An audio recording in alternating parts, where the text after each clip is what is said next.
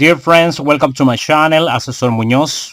In this opportunity, I want to present to you the beginning of a series of podcasts that I will be uploading in this channel, and it's called Power Struggling.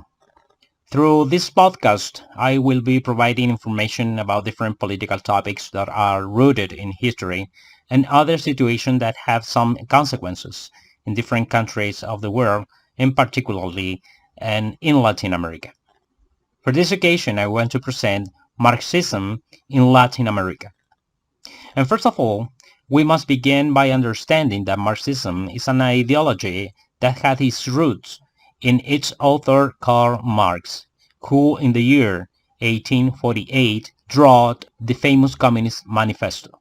From them, the Marxism has been the main ideological source of communism, where different communist leaders have appeared who have used Marxism in different factions. For example, Marxism-Leninism attributed its foundations to Lenin, whose real name is Vladimir Ilyich Ilyanov, or Marxism-Maoist, attributed to its roots to Mao Zedong. Thus, through history, we will find a person around 1930s who would radically change the classical concept of Karl Marx's Marxism. I'm referring to Antonio Gramsci.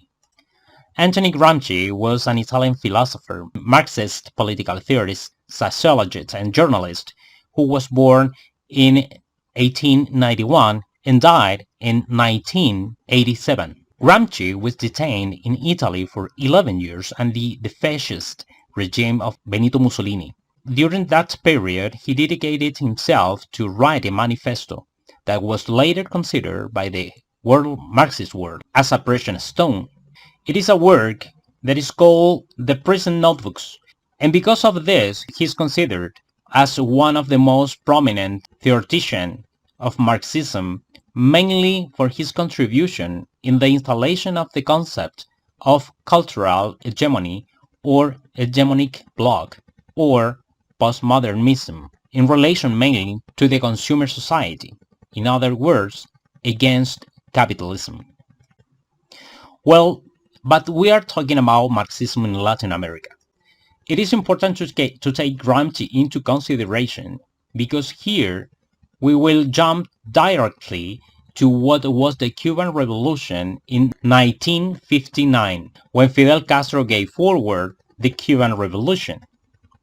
By the way, he killed more than 7,000 people only at the entrance when he basically took possession of the island and consolidated himself as one of the Latin American dictators that established a communist regime based on Marxism. During the entire period of Cold War, the Cuban regime led by Fidel Castro had the permanent support of the Union of Soviet Socialist Republic that we know today as the Russian Federation. However, in November 1989, in Germany, the Berlin Wall fell, where the country was divided between the Democratic Republic of Germany and the Federal Republic of Germany. With the fall of the Berlin Wall, where the Democratic Republic of Germany clearly represented the communist system and the Federal Republic of Germany represented the capitalist system, the world understood that communism has been defeated since the inhabitants of the Democratic Republic of Germany put an end to a communist regime that kept them subjected for years and decades. People from the Democratic Republic of Germany could meet their families who were on the other side of the wall in the Federal Republic of Germany. Thus, Germany was unified as just one country. As I mentioned before, the world understood that communism has been defeated precisely because the Union of Soviet Socialist Republics was finally disintegrated in the early of 90s.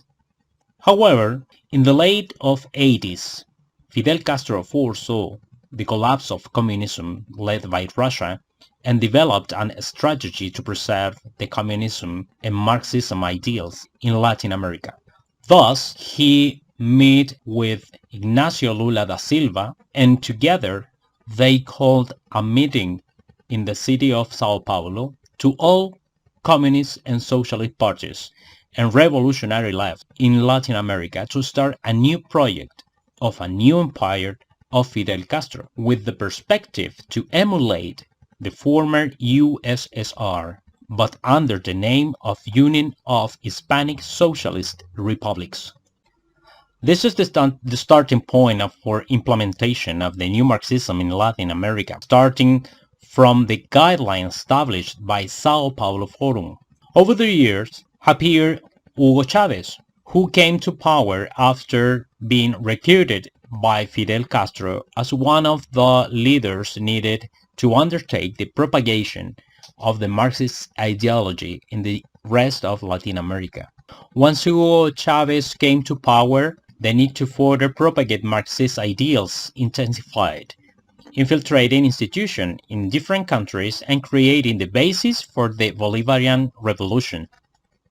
Nevertheless, after the death of Hugo Chavez in 2013, Nicolás Maduro takes power and perpetuates in that position, leading the country to one of the biggest humanitarian crises in Latin America, causing the immigration of millions of Venezuelans to different countries in Latin America, Europe, and North America.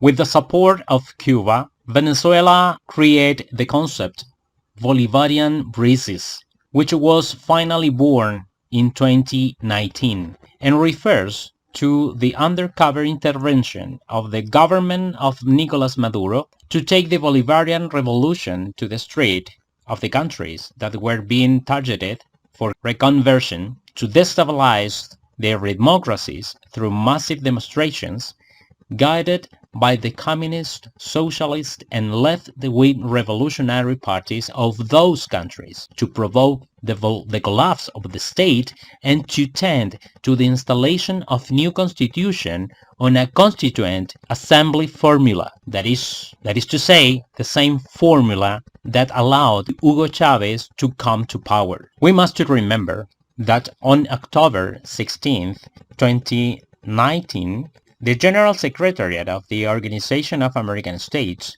warned the member countries through a press release regarding the destabilization current of the political system of the continent, and that they obeyed a strategy of the Bolivarian and Cuban dictatorships, which sought to position themselves again through the methodology of exporting polarization and bad practices, but mainly to financing, support, and promoting social political conflict.